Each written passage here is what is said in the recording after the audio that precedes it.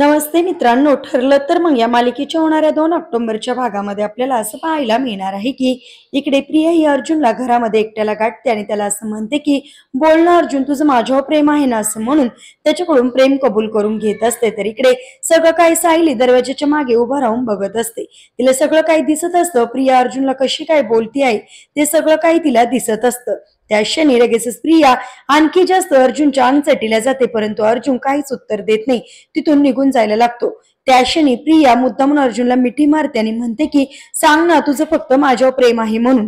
त्या क्षणी अर्जुन चिडतो आणि तिला ढकलून देतो आणि म्हणतो की माझं फक्त आणि फक्त सायलीवरच प्रेम आहे, बाकी माझं कोणावर सुद्धा प्रेम नाही, असं म्हणून प्रियाला चांगलीच तोंडावर पडतो. आणि सगळं काही इकडे सायली दरवाजापासून बघत असते. तिचे सगळं काही लक्षात येत आणि ती हसायला लागते.